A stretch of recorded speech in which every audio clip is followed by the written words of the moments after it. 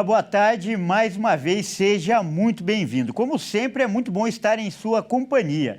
E nós estamos ao vivo, agora são 15 horas e 20 minutos pelo horário de Brasília. Eu sou o Kleber Werneck e a partir de agora você confere comigo as notícias do Brasil e do mundo nesta edição da tarde do Redação Hit. E olha só, o ministro de Minas e Energia, Alexandre Silveira, deu prazo para a Enel restabelecer parte substancial da energia em São Paulo. O apagão na capital paulista e também na Grande São Paulo afeta mais de 500 mil imóveis e chegou ao terceiro dia nesta segunda-feira. O governo diz que vai cobrar ressarcimento dos prejuízos causados pelo apagão. O ministro de Minas e Energia, Alexandre Silveira, afirmou que deu 3 dias à italiana Enel para restabelecer a energia elétrica na Grande São Paulo. A região vive um apagão de grandes proporções desde a noite de sexta-feira, após uma tempestade com ventos de até 107 km por hora. Nesta segunda-feira, cerca de 537 mil consumidores continuavam sem energia elétrica na área de concessão da Enel. A maioria dos afetados, mais de 350 mil, está na capital. Outras áreas atingidas são Cotia, Taboão da Serra e São Bernardo do Campo. Alexandre Silveira se reuniu com a Enel e com a Agência Nacional de Energia Elétrica. Em entrevista logo depois, o ministro afirmou que a empresa Enel cometeu um grave erro e deu prazo para restabelecer a energia em São Paulo. Eu deixei muito claro para a Enel que, ao contrário do que ela disse, que não tinha previsão de entrega dos serviços à população, eu disse que ela cometeu um grave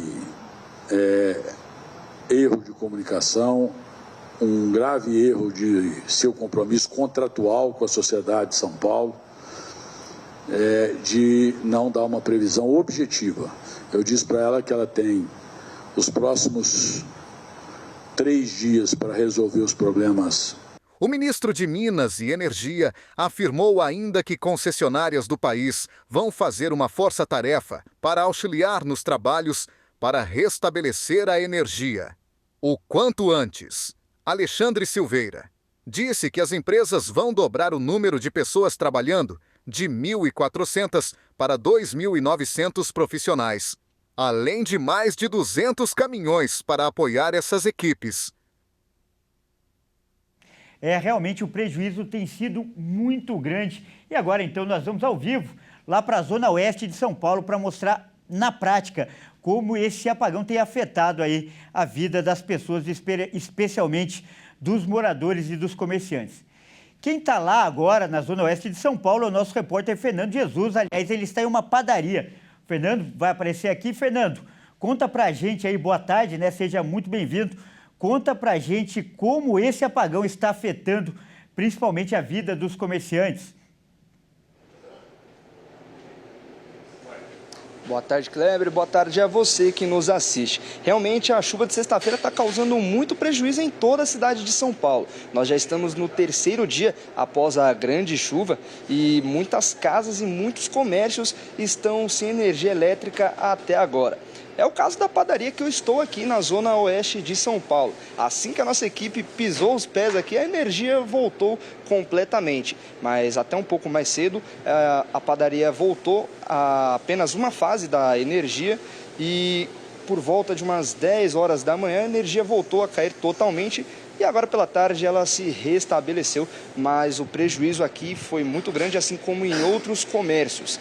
E só para a gente ter uma ideia, eu vou mostrar um pouco do prejuízo que teve aqui na padaria. Neste freezer, por exemplo, tem vários sorvetes e obviamente ele ficou desligado por falta de energia durante esses 3 dias. E como podemos ver, ele está 100% líquido, infelizmente terão que ir todos para o lixo. Aqui do outro lado também temos outro freezer onde ficavam os laticínios, como alguns iogurtes, e por falta de energia e por ele não ficar congelado durante todo esse tempo, infelizmente também foram todos para o lixo. E quem vai contar um pouquinho mais sobre o prejuízo que teve aqui na padaria é o proprietário, o Lucas Maia. Boa tarde, Lucas, tudo bem? Boa tarde. Conta para o nosso público um pouco mais sobre o prejuízo, como foi toda essa correria desde que acabou a energia. Vocês estavam abertos na sexta-feira quando caiu a energia? Na sexta-feira estávamos abertos, deu 7h30 da noite mais ou menos, foi quando caiu a energia, caiu completamente. E meu gerente me avisou, eu não estava aqui, né? Aí a gente fechou as portas para não ficar muito perigoso e seguimos novamente no dia seguinte. Continuamos sem luz, né? Tanto sábado, domingo. A luz voltou hoje às 4 horas da manhã, mais ou menos. Não voltou por completo, não tinham todas as fases, só tinha iluminação. E quando deu 10 horas, caiu novamente por completo. E voltou agora, faz 20 minutos que a gente está até ajeitando tudo ainda, que acabou de voltar. Tá certo. E a gente mostrou alguns prejuízos, como o picolé, alguns laticínios, mas também tem os frios. E como que é feito o descarte desses produtos? Vocês já descartaram? Tem alguma estimativa de prejuízo? A estimativa ainda não, porque como voltou agora, eu ainda não tenho como calcular tudo, mas já tivemos que retirar tudo, já ensacamos, separamos para depois pesar, ver mais ou menos o quanto é que vai para o lixo de tudo isso, né? Mas já foram sorvetes, foram todos os Danones, frios especiais, presunto, peito de peru, todos os tipos de queijo. A gente acabou perdendo tudo, né? Toda a minha parte de doces também, então não tem muito o que fazer, tá? A padaria tá vazia, parece que eu tô abrindo pelo primeiro dia hoje. Tá certo. E você tá há quanto tempo aqui na região? Nós, desde 2010. E nesse período já aconteceu algum outro episódio parecido de falta de energia? De todo esse tempo, não. Já tivemos casos de ficar 12, 15 horas sem por causa de acidentes com árvores caindo, a gente até entende. E a cada 3, 4 meses, geralmente cai a energia, mas é coisa varia de 10 minutos a 3 horas que a gente fica sem energia. Principalmente agora, na época de chuva, de novembro, dezembro, janeiro, começou a garoar, a chover, ventar muito, sempre cai. Mas 3 dias nunca. Tá certo. Kleber, como a gente viu aqui, foi muito prejuízo, ainda tem muito prejuízo para ser calculado. E ainda falando sobre a energia elétrica, como a gente viu na matéria anterior, o ministro de Energia ele se pronunciou e falou sobre uma mega operação que as concessionárias vão fazer para poder ajudar a Enel a restabelecer a energia elétrica em toda a cidade de São Paulo. E de acordo com o depoimento do ministro, ele disse que a equipe ampliou de 1.400 profissionais, aumentou para 2.900 profissionais no dia de hoje, além de mais de 200 caminhões e 50 equipamentos para auxiliar essas equipes a restabelecer a energia na cidade de São Paulo. É com você no estúdio, Kleber. Tá certo, Fernando. Muito obrigado pelas informações e, infelizmente, a população acaba tendo que pagar essa conta, tanto comerciantes quanto moradores. E a gente vai continuar falando, né, da falta de energia e do prejuízo que isso tem causado para as pessoas, porque agora a gente vai conversar sobre esse assunto com um especialista, né, ou melhor dizendo, um advogado, né, que é especialista em direito do consumidor, o Aliran Campos. Ele, como eu disse, entende bastante desse assunto e vai poder ajudar você aí que nos assiste com algumas dicas. Boa tarde, doutor Aliran. Seja muito bem-vindo. É um grande prazer recebê-lo no nosso jornal. Olá, boa tarde. Acho que eu estou sem retorno de áudio, não estou conseguindo te ouvir. O senhor consegue ouvir a minha pergunta, doutor? Realmente não consigo te ouvir. Tá certo, então. Nós vamos voltar daqui a pouco, então, tentar o contato com o doutor para ele passar mais informações, mais orientações sobre esse assunto para você que nos assiste. Nós vamos mudar agora temporariamente de assunto, porque agora nós vamos para o Rio de Janeiro, onde um outro caso muito polêmico tem sido notícia. A contaminação de pacientes que receberam órgãos, olha só, infectados com HIV. A Polícia do Rio fez hoje uma grande operação e prendeu o dono do laboratório que emitiu esses laudos errados, e quem vai trazer informações para a gente agora é o repórter Anderson Nascimento. Boa tarde, Anderson. A operação realizada pela Polícia Civil na manhã desta segunda-feira teve como objetivo prender 4 investigados no caso dos 6 pacientes que foram contaminados com HIV após receberem órgãos contaminados pelo vírus através de transplante. A ação da polícia resultou na prisão do médico ginecologista Walter Vieira, que é sócio do laboratório que realizou os exames, o PCS Lab Salem. Walter é também o responsável técnico e foi quem assinou um dos laudos com o falso negativo. O segundo alvo preso na operação é Ivanilson Fernandes dos Santos, que também foi apontado como um dos responsáveis pelo laudo. Os alvos dos mandados de prisão estão sendo investigados por crime contra as relações de consumo, associação criminosa, falsidade ideológica, falsificação de documento particular e infração sanitária. Além da operação da Polícia Civil, agentes da Delegacia do Consumidor, a DECOM, começaram a cumprir 11 mandados de busca e apreensão expedidos pelo plantão judiciário do Tribunal de Justiça do Rio de Janeiro contra os suspeitos. A sede do laboratório em Nova Iguaçu, na Baixada Fluminense, teve que ser arrombada pelas autoridades. O local estava interditado desde a semana passada. O PCS Lab Salem tem 55 anos de atuação no estado e também fazia coletas e análises dentro de hospitais, institutos e centros estaduais de saúde. Em nota, a empresa afirmou que os resultados preliminares de uma investigação interna indicaram que o incidente foi provocado por um erro humano. O Ministério da Saúde informou neste domingo que irá rever a portaria que regulamenta o Sistema Nacional de Transplantes após o caso. O objetivo é ser mais rigoroso com as regras para a escolha de laboratórios que realizem os testes de infecção em processos de transplantes de órgãos, para evitar novos erros graves. Olha, com certeza, como o Anderson acabou de falar, um erro muito grave que, aliás, traz insegurança não só para o Rio de Janeiro, mas para todo o país. Então, para falar mais sobre esse assunto, nós vamos conversar com outra especialista. A nossa convidada é a advogada criminalista Fabiane Marques. Olá, boa tarde, Fabiane. Seja muito bem-vinda. É um grande prazer recebê-la no nosso jornal. Infelizmente, para falar de um caso preocupante, mas importante ter a participação de uma especialista como você. Boa tarde, Kleber, como vai? Tudo bem? Realmente é um caso, esse caso ele está chocando, né? Os cariocas, a população aqui do Rio de Janeiro, porque ninguém espera estar buscando a saúde, se recuperar e passado isso, e passado por um transplante que é algo tão delicado e que normalmente a família, né, a própria pessoa e a família anseia tanto por esse momento para, enfim, voltar a ter uma vida plena e se descobrir portadora de HIV por uma questão, na verdade, de uma fraude a priori, pelo que as investigações estão apontando, uma fraude no laudo que atesta que aquele determinado órgão ele é saudável, né? Não colocando aquela pessoa que vai receber o órgão em risco. Então, de fato, é bem preocupante e aqui todo mundo está alarmado com isso, Kleber. E, doutora, é uma situação muito complexa, porque envolve a parte médica, né, dos transplantes e também uma parte criminal, que é das responsabilidades.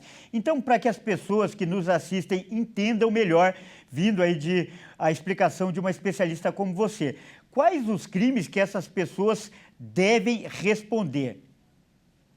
Bem, inicialmente, Kleber, é óbvio que esse rol de crimes ele pode aumentar ou até mesmo diminuir. As investigações estão iniciando agora, mas pelo que a gente já vem tomando conhecimento através das mídias, é a Delegacia do Consumidor especializada que fica aqui na cidade da Polícia do Rio de Janeiro que está à frente das investigações. Então, um dos primeiros crimes é exatamente o crime que se liga, né, às relações de consumo. Ou seja, os envolvidos vão responder pelo artigo 7º, inciso 7º da Lei do Consumidor, onde pessoas que se juntam para fraudar, seja determinado produto ou determinado serviço, com a intenção de ter algum ganho do consumidor, enganando, né, responde por esse crime, que tem uma pena de 2 a 5 anos, tá, de reclusão ou multa. Além disso, como nós temos diversas pessoas envolvidas, inicialmente está se observando que elas faziam parte de uma associação criminosa. O que é isso? Quando você tem 3 ou mais pessoas envolvidas com um determinado intuito, ou seja, elas têm a intenção de fraudar alguém, de criar algum tipo de ilícito e se reúnem, né, para cada um, dentro do seu papel, naquela cadeia que se forma, realizar e chegar à conclusão do crime. Então, também nós estamos observando isso aí pelo que a gente tem acompanhado nas mídias. Além disso, a própria falsificação de documento particular, quando você tem um exame, né, falsificado, adulterado, isso ele pode estar falsificado no todo ou em parte, mas também se responde pelo crime, tá, de falsificação, que tem uma pena de 1 a 5 anos e também multa. Então, nós estamos falando de crimes graves que estão sendo cometidos, né? A partir da falsificação de documento particular, vem também a falsidade ideológica, aquilo que você coloca dentro do documento, né? Que sendo um documento particular, a pena vai de 1 a 3 anos, se for um documento público, de 1 a 5. Além de todas as infrações sanitárias que podem vir a ser identificadas. Isso inicialmente, tá, Kleber? Porque podem surgir outros tipos penais. A investigação ainda está em curso. Como você pontuou bem, uma situação muito grave. E, por enquanto, a gente viu aí na reportagem, 2 pessoas foram presas. O sócio do laboratório e o profissional, que é apontado aí como responsável pelos exames. Há a possibilidade, então, de outras pessoas também responderem? Em especial, eu lhe pergunto, também pessoas ligadas ao governo do estado, já que é importante a gente lembrar, o laboratório prestava um serviço público, né, doutora? Exatamente. Então, a investigação está em curso. Até onde eu tenho ciência, tem outros 2 mandados de prisão ainda para serem cumpridos, além de 11 mandados de busca e apreensão, né, sendo efetuados aí pela Polícia do Estado do Rio de Janeiro. E sim, exatamente como eles tinham parcerias com o governo, podemos ter agentes do governo também respondendo por esse crime, se comprovada a participação nessa associação criminosa. Tá certo, então, doutor. Agora, para finalizar, uma rápida pergunta. Esse dano, claro. É irreparável. Não dá para reparar. Mas, porém, dá para amenizar a situação dessas vítimas. Isso é feito, claro, com os danos morais, essa cobrança. Essa situação, então, é passível de indenização? E quem seria o responsável? O Estado, a clínica? Como isso seria calculado? Eu queria que você situasse as pessoas. Perfeito. Na verdade, é claro que há possibilidade de dano moral, sim, nesse caso, e é uma responsabilidade conjunta, tá, Kleber? Então, a pessoa que sofre esse tipo de, né, que está passando por esse tipo, está sendo vítima desse crime, ela pode acionar não só a clínica, mas também, verificado a ligação com o Estado a partir, a partir do contrato, né, da clínica com o Estado, ela também pode acionar o Estado, como pode acionar os particulares envolvidos. Você aciona todos em conjunto. É um cálculo até difícil, Kleber, porque, infelizmente, transmitiram às vítimas, né, uma doença que é uma doença incurável. Ela pode ser acompanhada, pode ser tratada, mas, como eu disse até no início da entrevista, você vê pessoas que estavam buscando a sua saúde plena através de um transplante, passar a ter uma vida normal. Infelizmente, mesmo após o transplante, vão continuar tendo que ter uma vida monitorada, acompanhada e tomando medicamentos de hoje até o final da sua vida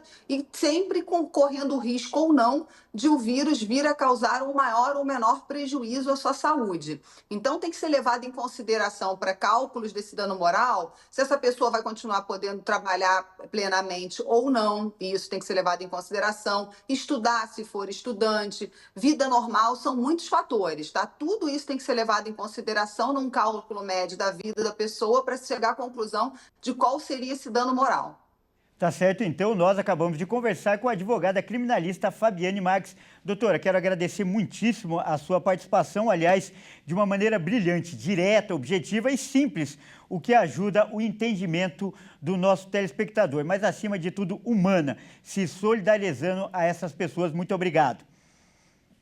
Tá bom, eu que agradeço. Muito obrigada. Boa tarde a todos. Boa tarde. Olha só, a gente continua, né, no nosso jornalismo de prestação de serviço, trazendo informações para você entender tudo o que está acontecendo e principalmente defender os seus direitos. Nós vamos voltar agora a falar então com o advogado Aliran Campos, ele que é especialista em direito do consumidor. Ele vai falar do outro problema que a gente já relatou aqui no jornal, que foi a falta de luz, a falta de energia que atinge São Paulo, capital, a Grande São Paulo também. Doutor, me ouve bem agora? Escuto sim, muito boa tarde, tudo bem? Tudo bem? Seja muito bem-vindo, doutor, novamente, né? E eu queria saber primeiro, a gente viu aí os prejuízos de um comerciante lá, o dono de uma padaria, realmente ele nem tem como calcular no momento. E esse estrago todo, esse desfalque todo, vai ficar só para os moradores e para os comerciantes, doutor?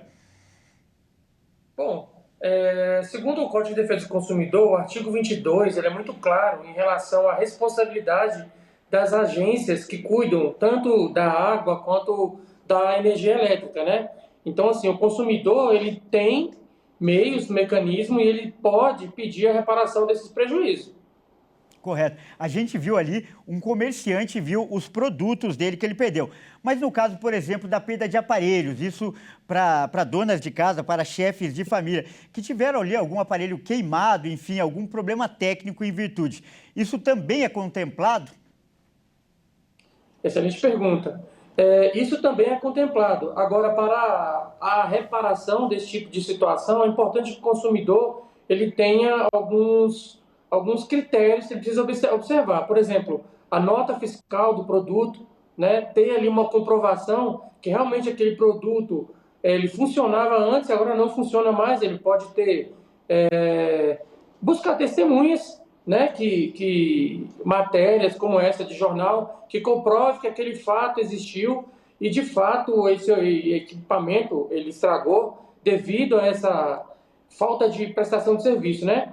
A ANEEL ela tem um mecanismo para poder fazer a reparação desse produto, mas é preciso que o consumidor entre em contato com a empresa primeiro para tentar de forma extrajudicial receber, ter a reparação desse produto, desse aparelho eletrônico queimado, né? Tá certo. Alguns condomínios têm o privilégio de ter um gerador e compensar aí, pelo menos por um período, essa falta de tempo. Mas isso também incorre em gastos, né, doutor? Esses gastos também são passíveis de ressarcimento?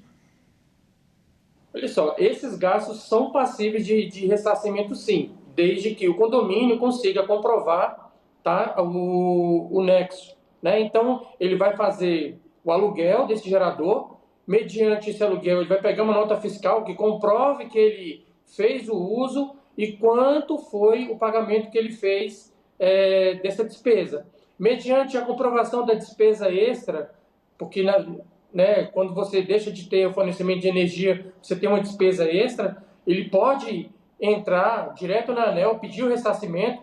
A ANEEL tem 10 dias para poder fazer esse ressarcimento, né? Não tendo a resposta da empresa, aí sim deve procurar a justiça, o judiciário, para poder reaver esse valor, né? Inclusive, ele pode pedir também pelo Código de Defesa do Consumidor reparação em dobro. Reparação em dobro, olha aí que alerta importante, que dica importante. E essa reparação, ela é feita em dinheiro ou em desconto nas contas de luz? Como é feita essa reparação? Bom, ela pode ser feita em dinheiro, mas também já existe precedente de outras situações que foram feitos acordos judiciais, e eu acredito muito, sabe, porque assim, o volume de pessoas atingidas neste fato agora está mais de 1 milhão de pessoas atingidas, né? Se todas elas procurarem o judiciário, vai gerar uma situação dispendiosa demais para a empresa. E hoje já há precedente de outras situações semelhantes que as indenizações foram convertidas em desconto direto na conta de energia. Então, sim, ele pode ser feito via desconto. Olha, doutor, mais uma vez, brilhante a sua resposta, porque não basta reclamar.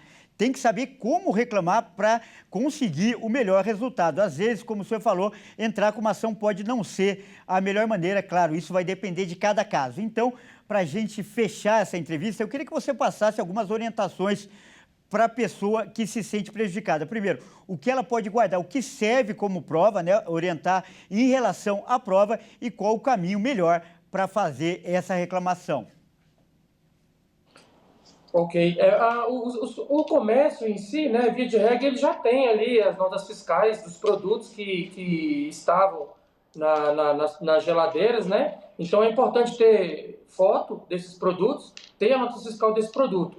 Já o consumidor em si, pleitar essa indenização e os danos morais, os materiais, o artigo 6º, inciso 6º do Código de Defesa do Consumidor, já dispõe desse dispositivo que você pode usar para poder buscar essa indenização, né? Inclusive, essa reparação também ela pode ser exercida via Estado, né? Via governo federal, via governo estadual, né? Porque a responsabilidade pelo fornecimento de energia ela é solidária. Então, além de você buscar uma reparação da própria Enel, você pode buscar também uma reparação via governo federal, via governo do estado, para que você realmente não fique no prejuízo. Mas é importante, saliento mais uma vez, a comprovação desse prejuízo, tá? É importante ter a nota fiscal do equipamento que foi danificado. Tá certo, então, doutor, nós acabamos de conversar com o advogado Aliran Campos, que é especialista em direito do consumidor. Doutor, muito obrigado por essa participação e essas dicas tão importantes que eu tenho certeza vão ajudar muita gente. Muito obrigado. Grande abraço. Olha só, a gente muda de assunto agora, porque agora, né, é a hora da gente mostrar o que viralizou na internet. Vamos ver os vídeos que são destaque nesta segunda-feira? Olha só, nós vamos começar com imagens impressionantes de Hortolândia. Uma caixa d'água, ela despencou de um condomínio e se espatifou na rua. Olha só que imagem, que cena impressionante. Uma caixa d'água de um condomínio desmoronou em Hortolândia. As imagens de uma câmera de segurança filmaram o momento exato que uma motocicleta passa e segundos depois a caixa d'água desmorona. Segundo a proprietária de um dos apartamentos, a água chegou a invadir o primeiro piso do condomínio. Ela contou que ouviu o barulho e, em seguida, a água invadiu o quarto onde ela estava com o bebê. Ela e a criança conseguiram sair e ninguém ficou ferido. A síndica do condomínio afirmou que fez a limpeza exigida pela lei e que todas as manutenções estão em dia. A Defesa Civil foi acionada para dar apoio ao condomínio e fazer a remoção da caixa d'água. E outra imagem que está viralizando é o lançamento da Starship. A nave é a mais poderosa do mundo. Vamos conferir.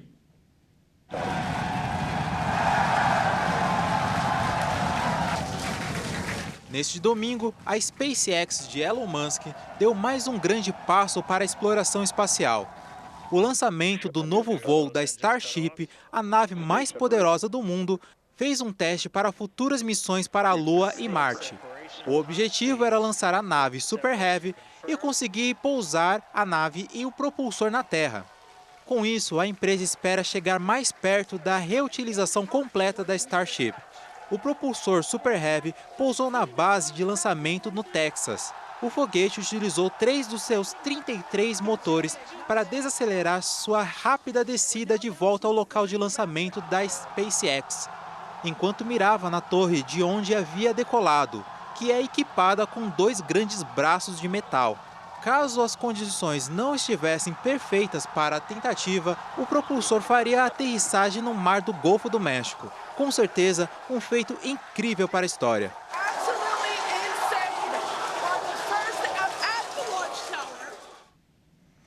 E agora a gente vai ver um vídeo que causa muita indignação. Uma creche, né, que deveria ser um lugar seguro para os filhos e confiável para os pais, ela mostrou justamente o contrário. Uma professora, olha só, ela mordeu um bebê de apenas 1 ano de idade e a câmera de segurança da escola gravou tudo.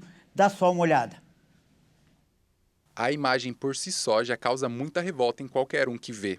Em uma creche em Uberlândia, Minas Gerais, uma professora mordeu uma menina de apenas 1 ano de idade. Como forma de punição pela criança estar jogada no chão, a professora de 18 anos de idade agarrou com agressividade a bebê e mordeu o braço dela, fazendo até a menina chorar. Instantes depois, é possível ver que a própria professora percebeu que machucou a criança com a mordida e passou uma pomada para aliviar a dor.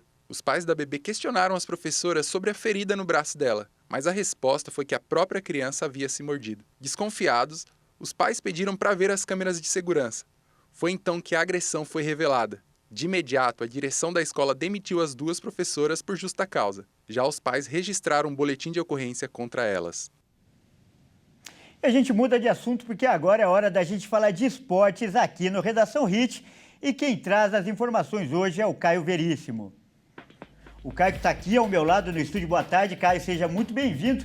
E olha só, essa semana, né, tem Corinthians e Flamengo vão se enfrentar de novo pela Copa do Brasil, mas antes mesmo do jogo começar, a disputa já está acirrada nos bastidores, né, Caio? E o motivo é o goleiro Hugo.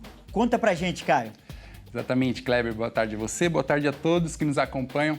Bom, o que acontece é que o Flamengo recusou as garantias apresentadas pelo Corinthians para a compra do goleiro Hugo Souza. e ainda por cima cobrou uma multa do goleiro para usar o goleiro na Copa do Brasil. Vamos ver. Para a compra definitiva do goleiro Hugo Souza, o Corinthians utilizou como fiador a Brax, empresa que comercializa placas publicitárias de ambos os clubes.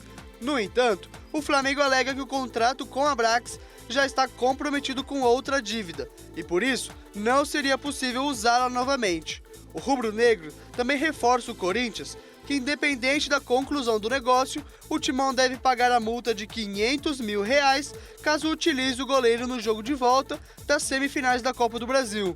Agora, o Timão busca outro fiador para concluir a compra de 50% dos direitos econômicos de Hugo Souza.